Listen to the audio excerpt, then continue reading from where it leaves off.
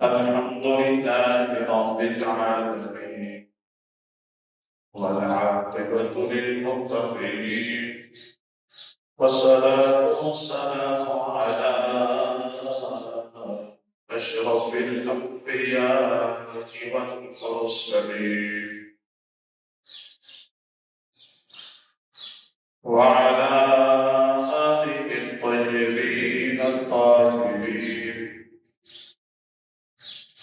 أما بعد، أعوذ بالله من الشيطان الرجيم. بسم الله الرحمن الرحيم. ربنا آمنا فاغفر لنا وارحمنا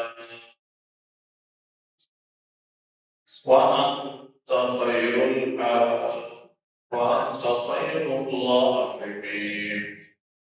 وقل رب اغفر وارحم وأنت خير الراحمين.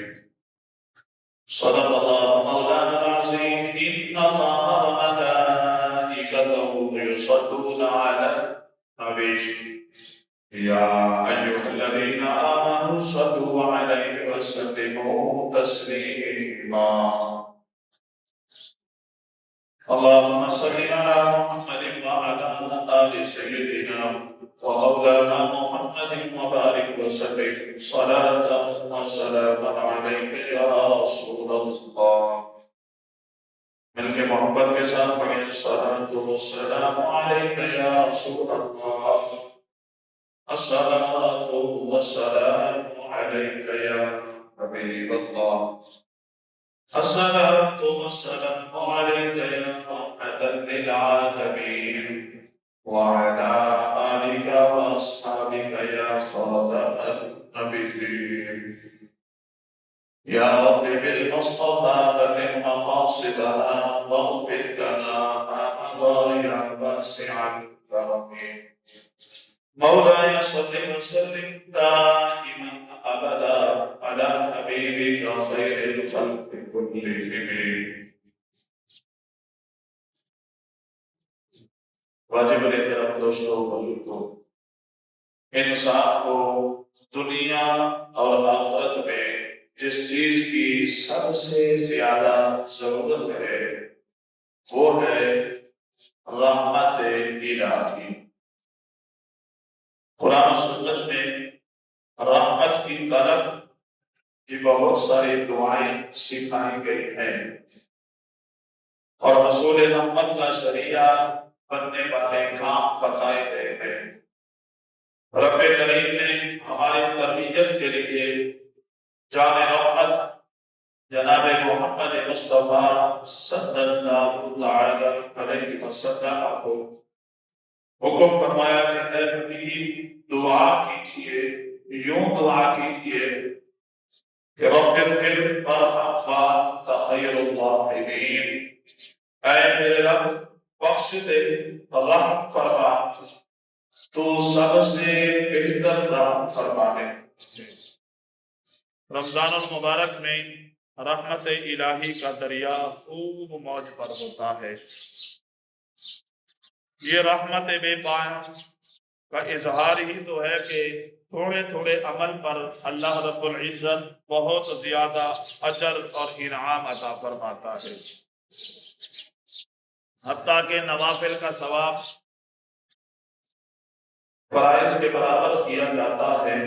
بے حساب گناہ گاروں کو بخشش اور مغفرت کا پروانہ جاری کیا جاتا ہے.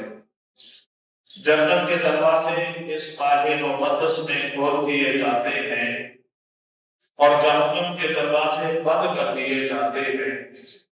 شیطانوں کو قید کر دیا جاتا ہے اور انسان کا پیدا خالی ہونے کی وجہ سے جو منہ میں آنے والی بو ہے اس کو بھی عزت سے نوازا جاتا ہے.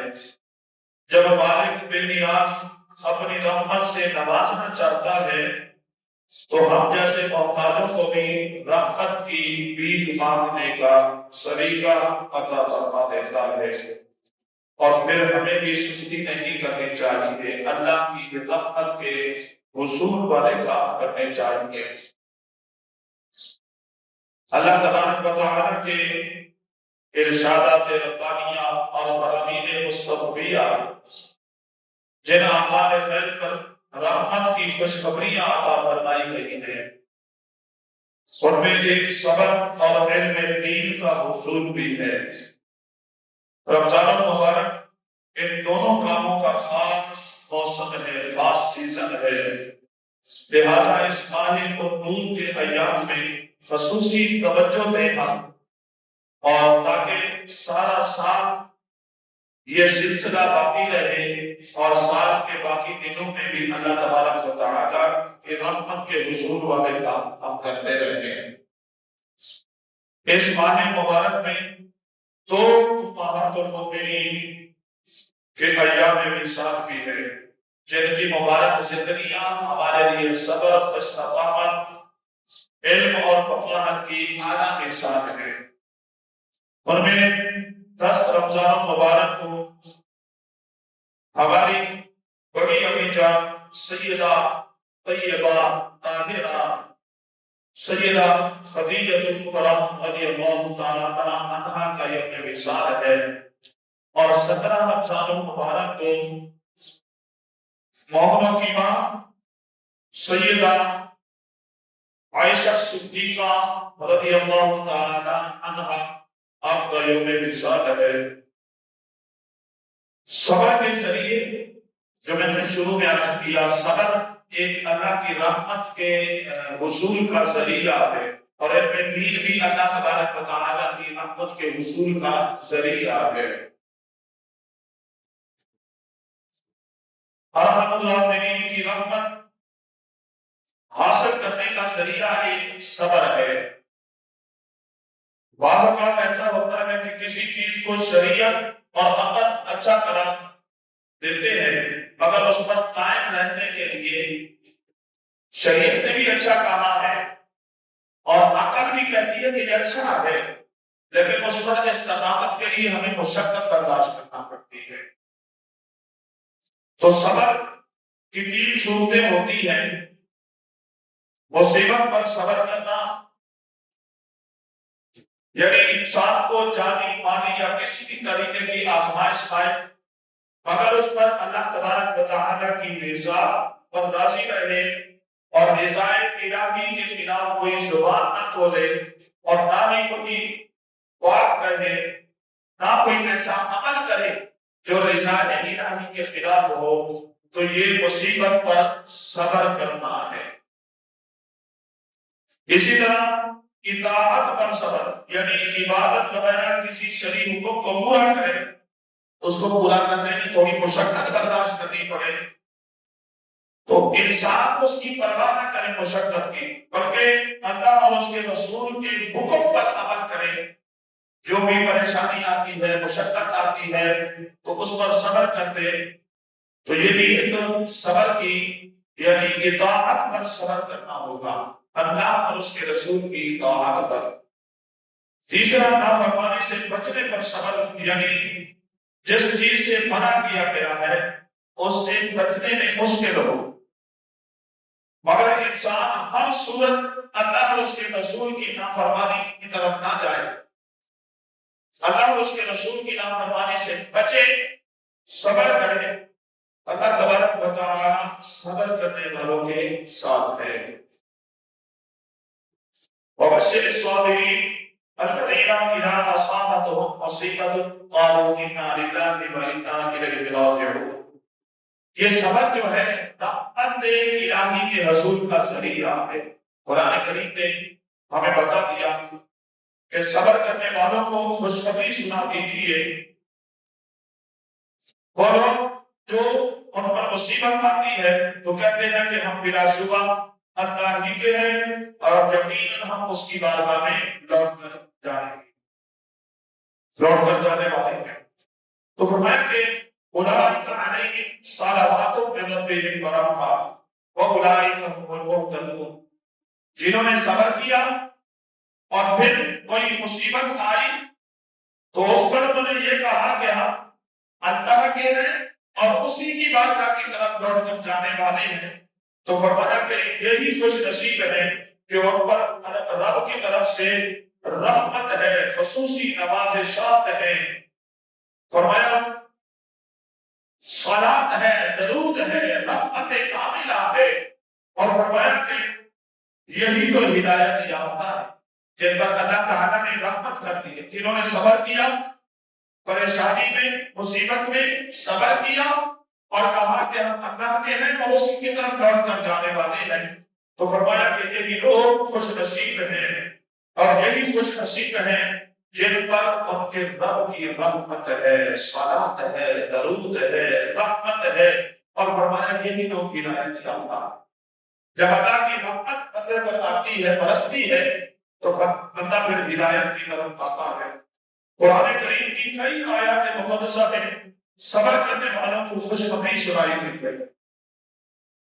اللہ تبارک و تعالیٰ کی خاص رحمت اور مدد جو ہے صبر کرنے والوں کے ساتھ ہوتی ہے۔ اللہ تبارک و تعالیٰ نے قرآن کریم میں فرمایا وَاصْبِرُوا إِنَّ اللَّهَ مَعَ الصَّابِرِينَ، فرمایا صبر کرو، بے شک اللہ کی رحمت اس کی مدد صبر کرنے والوں کے ساتھ ہے۔ اللہ تعالیٰ صبر کرنے والوں کے ساتھ ہے۔ حضرت ابو حنیفہ علیہ الرحمہ بزرگ گزرے ہیں، فرماتے ہیں کہ رسالہ قشیریہ کے اندر فرماتے ہیں کہ جسے صبر کی توفیق مل گئی اسے دونوں جہان کی سعادتیں مل گئی۔ جس بندے کو صبر کی توفیق مل گئی دونوں جہانوں کی سعادتیں اس کو مل گئی۔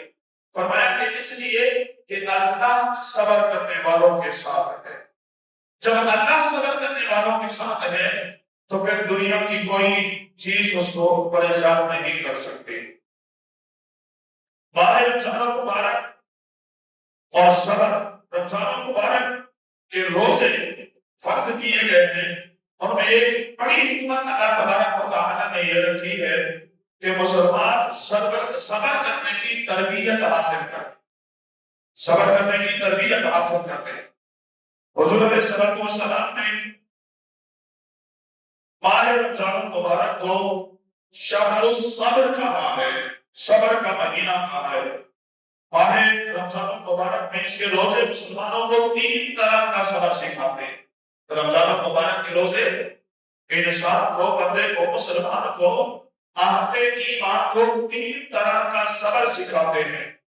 نمبر 1، رمضان المبارک میں اطاعت پر صبر، روزہ رکھنے کے ساتھ نماز تراویح کی ادائیگی، قرآن کریم کی تلاوت کرنا، سننا، اسی طرح درود پاک پڑھنا، دیگر وظائف پڑھنا، اور اللہ تبارک و تعالیٰ کی راہ میں مال خرچ کرنا، یہ ساری چیزیں جو ہے یہ اطاعت پر صبر کی حسین مثال ہے۔ اسی طرح دوسری چیز ہے رمضان المبارک کے روزے میں گناہوں سے بھی صبر، گناہوں سے صبر، کیونکہ جب بندہ روزے کی آداب کا لحاظ رکھتے ہوئے اپنی زبان کو گالیوں سے پاک رکھے گا، فضول باتوں سے روکتا رہے گا، اپنی نگاہوں کو بدنگاہی سے روکے گا، اپنی آنکھوں کو بچاتا رہے گا، اپنے کانوں کو گانے اور میوزک وغیرہ کے حرام کاموں سے بچائے گا، تو کچھ مشقت ہوگی۔ رحمت الہی جب مشقت ہوگی، مشقت میں بندہ صبر کرے گا، پھر رحمت الہی پورا سال اس بندے پر برستی رہے گی اللہ کے حکم سے۔ مسلمان جو ہے رمضان المبارک میں آزمائش پر صبر کرتا ہے۔ اس طرح بھوک اور پیاس وغیرہ جو کہ فطری طور پر کچھ نہ کچھ اس میں مشقت ہوتی ہے، بھوک برداشت کرنے میں، پیاس برداشت کرنے میں، مگر مسلمان کی تربیت ہے کہ مسلمان اس کیفیت پر اللہ تبارک و تعالیٰ کی رضا پر راضی رہتا ہے، اس کے حکم پر عمل کرتا ہے، تو جو اس میں مشقت ہوتی ہے آزمائش پر، اللہ تبارک و تعالیٰ کی اس آزمائش پر بندہ جب صبر کرتا ہے تو رحمت الہی کا حصول ممکن ہوتا ہے۔ اللہ تبارک و تعالیٰ کی رحمت جو ہے بندے پر برستی ہے. اور پھر جو صبر ہے اس کا اجر بہت بڑا ہے، بہت بڑا اجر ہے. اللہ تبارک و تعالیٰ نے ارشاد فرمایا انما یوفی الصابرون اجرهم بغیر حساب. فرمایا صرف صبر کرنے والوں کو بغیر حساب کے بھرپور ثواب اور اجر دیا جائے گا. بغیر حساب صبر کرنے والوں کو، جو بھی صبر کرے گا اللہ تعالیٰ اس کو بغیر حساب کے اجر عطا فرمائے گا، بغیر حساب کے ثواب عطا فرمائے گا. حضرت سلیمان بن قاسم مصری علیہ الرحمہ فرماتے ہیں کل عمل یعرف ثوابہ الا الصبر. فرماتے ہیں کہ قرآن و سنت کا اگر مطالعہ کرے نا تو ہمیں جو بات معلوم ہوتی ہے ہر چیز کا، ہر عمل کا ثواب اور اجر ہمیں معلوم ہو جاتا ہے. مثال کے طور پہ قرآن کریم پڑھیں گے، ایک حرف کے بدلے اللہ تعالیٰ 10 نیکیاں عطا فرمائے گا. اور رمضان میں تو ثواب بھی بڑھ جاتا ہے نا، 70 ایک کے بدلے. فرمایا کہ اسی طرح نماز پڑھیں گے، گھر میں پڑھیں گے ایک نماز کا ثواب، مسجد میں پڑھیں گے زیادہ ثواب، پھر جماعت کے ساتھ پڑھیں گے 27 درجے ثواب بڑھ جائے گا.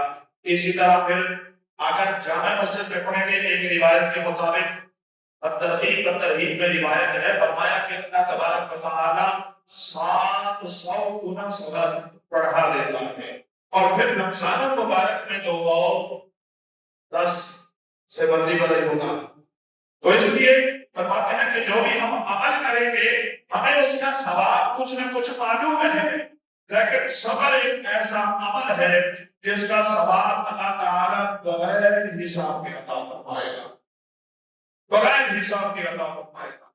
تو اس لیے صبر کرنا اللہ تبارک و تعالیٰ کی رحمت کا حصول ممکن بناتا ہے. اور مثال دیکھیں تو مومنوں کی ماں سیدہ طیبہ طاہرہ اما خدیجہ کبریٰ رضی اللہ تعالی عنہا، آپ کی زندگی کا اگر مطالعہ کریں تو آپ کی زندگی صبر اور استقامت کو بہار میں نظر آتی ہے. صبر کرنے کا فرمایا کہ جس کے صبر اور استقامت کی رب تعالیٰ نے عزت افزائی فرمائی وہ اما خدیجہ کبریٰ، اللہ تبارک و تعالیٰ نے جس کے صبر کی حوصلہ افزائی فرمائی ہو، جس کے استقامت کی حوصلہ افزائی فرمائی ہو. سرکار دو عالم صلی اللہ تعالیٰ علیہ وسلم نے جن کی تعریف کی ہے وہ مومنوں کی ماں ام المؤمنین ام القاسم سیدہ قریش سیدہ خدیجہ کبریٰ طاہرہ صابرہ صدیقہ. آپ کا لسان مبارک جو ہے اعلان نبوت کے 10ویں سال رمضان مبارک کی 10 تاریخ کو ہوا ہے. مومنوں کی ماں اما خدیجہ کبریٰ کا وصال کب ہوا؟ 10 رمضان مبارک اعلان نبوت کے 10ویں سال. 25 سال تک تقریباً آپ نے مشکل ترین حالات پر صبر کیا اور استقامت کا مظاہرہ کیا. رحمت عالم صلی اللہ علیہ وسلم کی خدمت کی صبر اور استقامت کے ساتھ 25 سال کا عرصہ. خصوصاً جب حضور علیہ السلام نے اعلان نبوت فرمایا تو کفار نے اذیتیں پہنچانے کی حد کر دی. ہر جانب سے مشکلات ہی مشکلات تھی. اگر وہ کسی پہاڑ پر مشکلات آتی تو پہاڑ ایسا ہو جاتا، لیکن قربان جائیں کہ سیدہ کائنات نے سیدہ طیبہ طاہرہ اما خدیجہ کبریٰ رضی اللہ تعالی عنہا نے ایسا صبر و استقامت کا مظاہرہ کیا کیونکہ قریش نے تقریباً 3 سال تک قریش مکہ نے سرکار دو عالم صلی اللہ تعالی علیہ وسلم اور آپ کے خاندان کا معاشی معاشرتی ہر قسم کا بیکاٹ کر دیا تھا. اور شہزادہ سیدنا قاسم رضی اللہ تعالیٰ عنہ کا جب وصال ہوا تو یہ تانے بھی بڑے خطرناک قسم کے تھے. پھر شہزادیوں کے حوالے سے دل خراش واقعات پیش آئے، مگر تمام حالات میں سیدہ خدیجہ کبریٰ رضی اللہ تعالیٰ عنہا نے نہ صرف خود صبر کیا، صبر کی مثال بنی، بلکہ سرکار دو عالم صلی اللہ تعالیٰ علیہ وسلم کو ہر موقع پر آپ کے قلب مبارک کو تسلی دیتی تھی، قلب مبارک کو تسلی دیتی تھی. اور آپ ہمارے دور کی فرمایا کہ اگر اسلام میں دیکھا جائے تو کروڑ پتی خاتون تھی، مالدار خاتون تھی، تاجر تھی، تجارت کرتی تھی، لیکن سارے کا سارا مال بھی جان بھی سب کچھ سرکار دو عالم صلی اللہ علیہ وسلم کی ذات اقدس پر نثار کر دیا. ام المؤمنین سیدہ عائشہ صدیقہ رضی اللہ تعالی عنہا روایت فرماتی ہے کہ رحمت عالم صلی اللہ تعالی علیہ وسلم جب بھی سیدہ خدیجہ کبریٰ رضی اللہ تعالی عنہا کا فکر کرتے تو فرمایا آپ کی خوب تعریف کرتے، حضور تعریف کرتے سیدہ خدیجہ کبریٰ رضی اللہ تعالی عنہا کی. فرماتی ہے ایک موقع پر میں نے کچھ کہا تو حضور علیہ الصلوۃ والسلام نے ارشاد فرمایا کہ میں خدیجہ کی تعریف کیوں نہ کروں، اللہ تعالیٰ نے مجھے خدیجہ سے بہتر کوئی بیوی نہیں عطا کی ہے. اور حضور نے فرمایا کہ میں ان کی تعریف کیوں نہ کروں، جب لوگوں نے میرا انکار کیا اس وقت وہ مجھ پر ایمان لے کر آئے. میں ان کی تعریف کیوں نہ کروں جب لوگوں نے مجھے کچھ پیش کرنے کے لیے کوئی تیار نہ تھا. تو فرمایا کہ انہوں نے اپنے مال اپنی جان کے ذریعے میری غم گساری کی.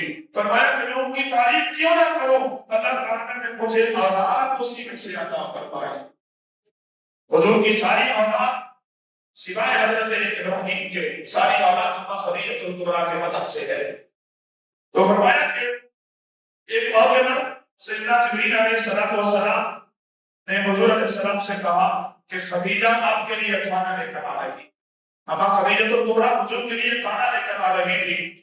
تو جبریل امین آئے اور آ کر عرض کیا یا رسول اللہ خدیجہ آپ کے لیے کھانا لے کر آ رہی ہیں. جب وہ آ جائیں تو انہیں اللہ تبارک و تعالیٰ کی طرف سے سلام پیش کیجیے گا. اللہ انہیں سلام پیش کرتا ہے. اس کو اماں خدیجہ کبریٰ کو. اور فرمایا کہ میری طرف سے بھی انہیں سلام پیش کیجیے اور انہیں جنت میں خوردار یعنی اندر سے خالی گھر، ایسا گھر جو موتیوں سے بنا ہوا گھر ہو، اس کی خوشخبری بھی سنا دیجیے. اللہ تعالیٰ نے بہت بڑا گھر جو کہ موتیوں سے بنا ہوگا اللہ تعالیٰ حضرت خدیجہ کبریٰ کو عطا فرمائے. وہ خدیجہ کبریٰ فرمایا کہ جس میں اللہ تعالیٰ جب گھر عطا فرمائے گا ایسا گھر ہوگا نہ اس میں کوئی شور ہوگا نہ کسی قسم کی کوئی تکلیف ہوگی. اللہ تبارک و تعالیٰ جو اماں خدیجہ کبریٰ کے لیے اللہ تعالیٰ نے گھر بنا کے رکھا ہے جنت میں، مومنوں کی ماں، خالق کائنات کی محدود رحمت سے وافر حصہ حاصل کرنے کا ایک ذریعہ علم دین ہے، علم دین کو سیکھنا. حضرت سیدنا ابو ہریرہ رضی اللہ تعالیٰ عنہ روایت فرماتے ہیں کہ حضور علیہ السلام کا فرمان لے کر آئے. فرماتے ہیں حضور علیہ السلام نے فرمایا جو مسلمان علم دین کی تلاش میں کسی راستے پر چلے اللہ تعالیٰ اس پر اس کی برکت، اللہ تعالیٰ کی رحمت برکت اس کے لیے ہوتی ہے اور اس کے لیے جنت کا راستہ اللہ تعالیٰ آسان فرما دیتا ہے. اس کے لیے جو علم دین سیکھنے کے لیے نکلتا ہے. فرمایا کہ اللہ تعالیٰ جنت کا راستہ آسان فرما دیتا ہے، کئی سعادتیں عطا فرما دیتا ہے اور فرمایا کامیابی اور پل صراط سے آسانی میں گزرنا یہ اس کا مقدر بنا دیتا ہے. فرمایا کہ صرف اتنا نہیں، جو لوگ بھی اللہ تعالیٰ کے کسی گھر، مسجد یا مدرسہ وغیرہ میں قرآن کریم کی تلاوت سیکھنے کے لیے یا سکھانے کے لیے جمع ہو تو فرمایا اللہ تعالیٰ ان پر نوازشات فرماتا ہے، کرم نوازیاں فرماتا ہے، ان پر رحمتیں فرماتا ہے۔ وہ کیا ہے؟ اِلَّا نَزَلَتْ عَلَيْهِمُ السَّکِینَۃُ، فرمایا ان پر جو ہے دلوں کا چین نازل فرماتا ہے۔ کس کے لیے؟ جو اللہ کے گھر میں قرآن سیکھنے اور سکھانے کے لیے آتے ہیں، اللہ تعالیٰ ان کے دلوں پر چین نازل فرما دیتا ہے، سکون نازل فرما دیتا ہے۔ فرمایا وَغَشِيَّتْهُمُ الرَّحْمَةُ، اللہ کی رحمت انہیں ڈھانپ لیتی ہے۔ کن کو؟ جو اللہ تعالیٰ کے گھر میں بیٹھ کر قرآن سیکھتے اور سکھاتے ہیں۔ اچھا آگے فرمایا کہ صرف اتنا نہیں، اللہ تبارک و تعالیٰ اور بھی نوازشات فرماتا ہے۔ فرمایا وَحَفَّتْهُمُ الْمَلَائِکَةُ، رحمت والے برکت والے فرشتے انہیں گھیر لیتے ہیں۔ رحمت والے فرشتے، برکت والے فرشتے انہیں گھیر لیتے ہیں۔ وَذَكَرَهُمُ اللَّهُ فِي مَنْ عِندَهُ، اللہ تعالیٰ اپنے مقرر فرشتوں میں ان کا چرچا کرتا ہے، ان کا ذکر کرتا ہے۔ کن کا؟ جو اللہ کے گھر میں آتے ہیں، قرآن سیکھتے اور سکھاتے ہیں۔ کتنا مبارک کام ہے اللہ کے گھر میں آ کر قرآن سیکھنا اور سکھانا۔ تو اللہ تبارک و تعالیٰ بڑا کرم فرماتا ہے۔ سیدنا ابو امامہ رضی اللہ تعالیٰ عنہ فرماتے ہیں کہ حضور علیہ السلام نے ارشاد فرمایا کہ دو افراد آتے ہیں تو ذکر ہوتا ہے حضور علیہ السلام کے سامنے۔ فرمایا کہ ایک فرض علوم کو جاننے والا عبادت گزار اور ایک فرائض واجبات کا پابند عالم دین۔ حضور علیہ السلام سے پوچھا گیا یا رسول اللہ میں سے افضل کون ہے؟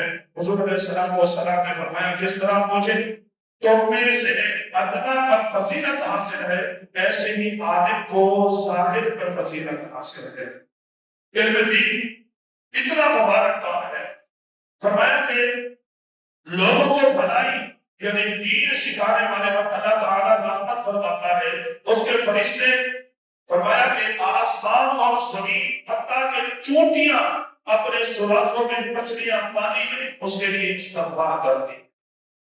تو اس لیے علم دین سیکھنا اس مبارک مہینے میں یہ ضروری ہے خاص طور پر۔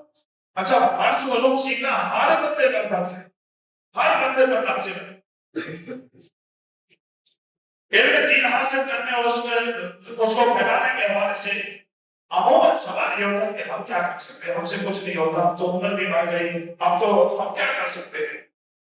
تو اس کا جواب یہ ہے کہ اللہ تعالیٰ کی توفیق سے بہت کچھ ہم کر سکتے ہیں۔ چند باتوں کا اگر اہتمام کریں بہت کچھ ہم کر سکتے ہیں علم دین کے لیے۔ دین کی تکمیل کے لیے جو باتیں ضروری ہیں ان کا علم حاصل کرنا ہر مسلمان پر فرض ہے۔ ہر مسلمان، صرف مولویوں پر نہیں ہے، ہر مسلمان پر فرض ہے۔ سب سے پہلے کیا چیز ہے؟ بنیادی عقائد، اس کا علم، ارکان اسلام، حلال اور حرام کا علم، یہ ہر مسلمان کو حاصل کرنا ضروری ہے، فرض ہے ہر مسلمان کے لیے۔ پھر آپ زندگی کے کسی بھی شعبے سے تعلق رکھتے ہیں، جس شعبے سے آپ کا تعلق ہے اس کا علم حاصل کرنا، اس کے کاروبار ہے یا نوکری ہے کچھ بھی ہے تو آپ اس کا علم حاصل کرنا، اس کے لیے حلال کیا چیز ہے، حرام کیا چیز ہے، یہ چیزیں حاصل کرنا ضروری ہے۔ پھر اگر آپ کو ٹائم نہیں ملتا، ویسے تو یہ سیکھنے کے لیے نا ٹائم جو کام مثال کے طور پہ ضروری ہے ان کے لیے ٹائم نکالنا پڑتا ہے۔ آپ کام ہے نا، کام سب کے لیے ٹائم نہ بھی ملے تو کوئی مسئلہ نہیں ہے۔ اگر کوئی فضول کام ہے اس کے لیے ٹائم آپ نکال بھی لیتے ہیں، لیکن علم سیکھنے کے لیے ہمارے پاس وقت نہیں۔ ہم کیا کر سکتے ہیں؟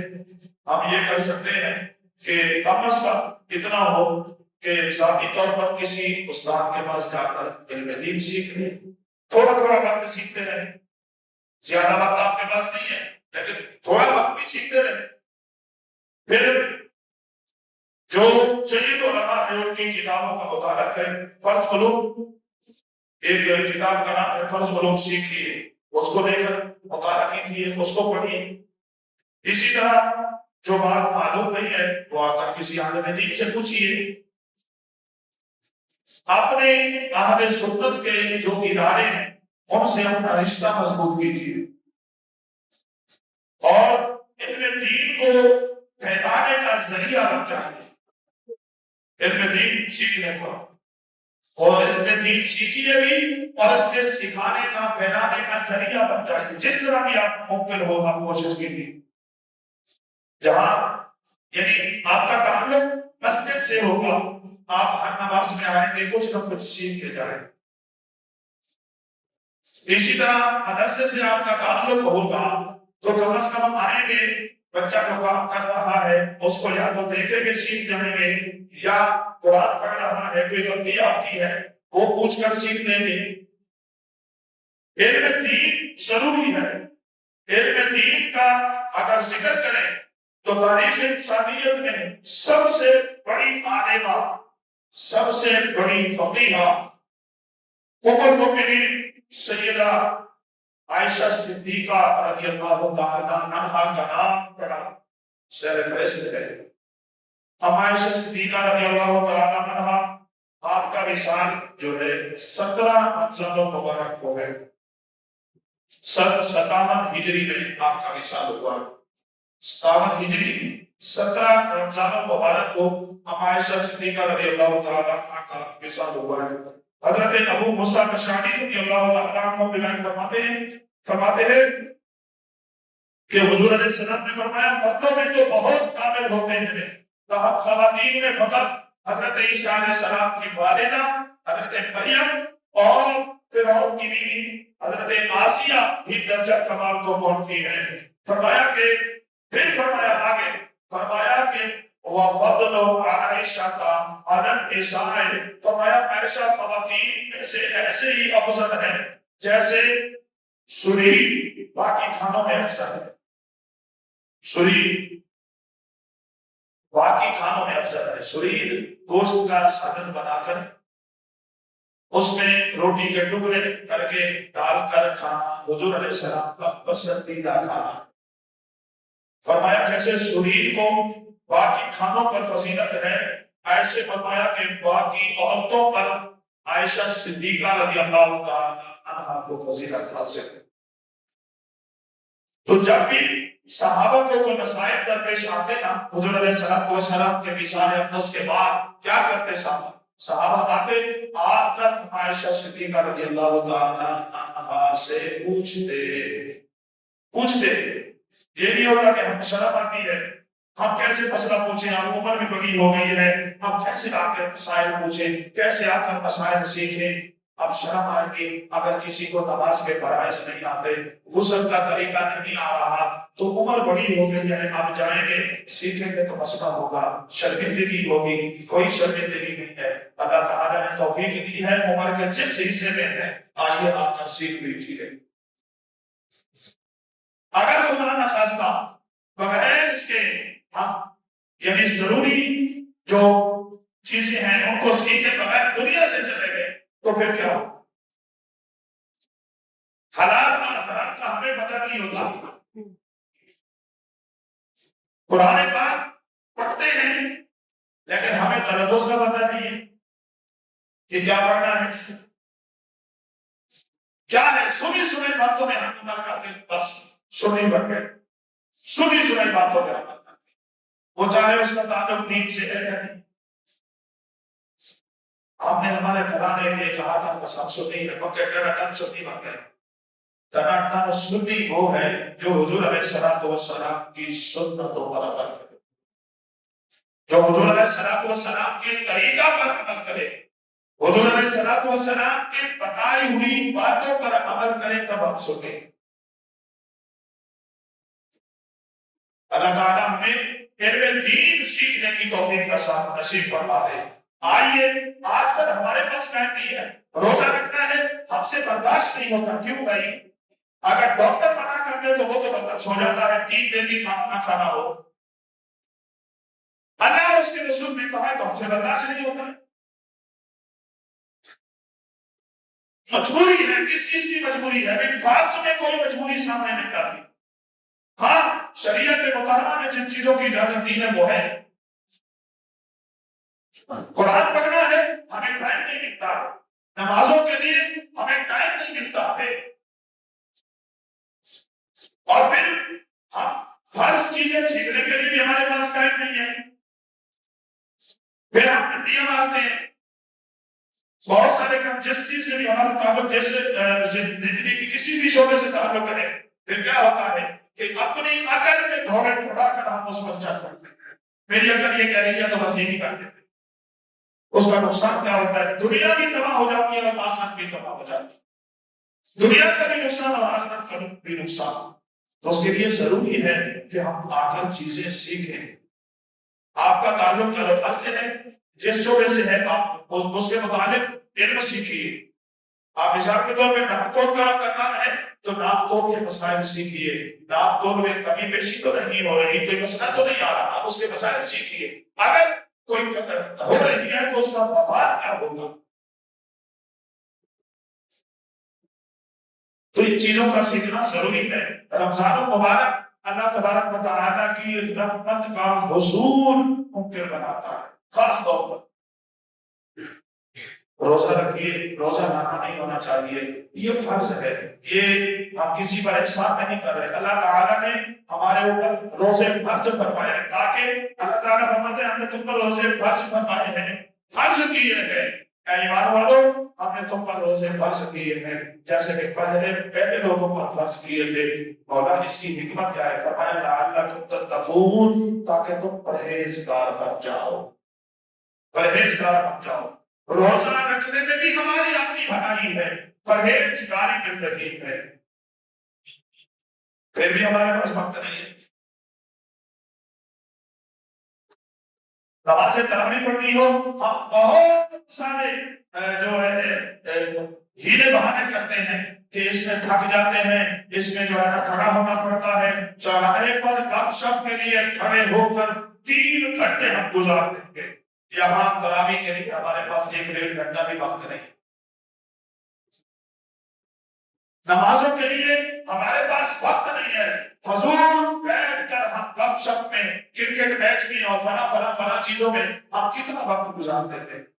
تو یہ لمحہ فکریہ ہے ہمارے لیے. اللہ تعالیٰ نے ہمیں فضول کاموں کے لیے پیدا نہیں کیا ہے. اللہ تبارک و تعالیٰ نے ہمیں کسی مقصد کے لیے پیدا کیا. وما خلقت الجن والانس الا ليعبدون, فرمایا ہم نے جن اور انسان کو اس لیے پیدا کیا تاکہ ہماری عبادت کرے. اللہ فرماتا میری عبادت کرے.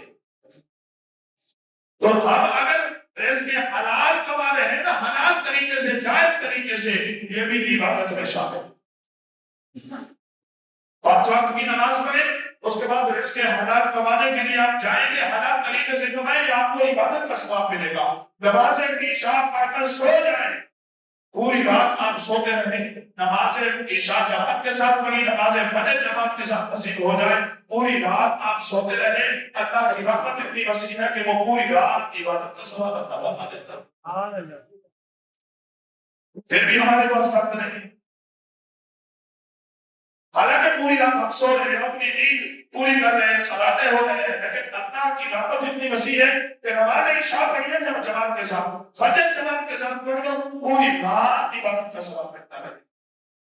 پھر جو جاگنے کی راتیں آتی ہیں وہی راتیں, اور میں جاگنے کی رات ہے. اچھا جاگنے کی رات ہے کہاں؟ ہوٹل میں بیٹھ کے گپ شپ کرنے کے لیے. جاگنے کی رات اس لیے ہے کہ اللہ کی عبادت کی جائے, قرآن کی تلاوت کی جائے, حضور علیہ الصلوۃ والسلام کی ذات اقدس پر درود پاک نشان کیے جائے. یہ جاگنا اس لیے تھا, جاگنا گپ شپ کے لیے تو نہیں. اللہ تعالی ہمیں عمل کی توفیق عطا فرمائے. مالک لم یزل ہمیں صبر اور علم یہ عطا فرما دے. اللہ تعالی رمضان المبارک کے فیوز و برکات ہم سب کو نصیب فرما دے. آمین ثم آمین.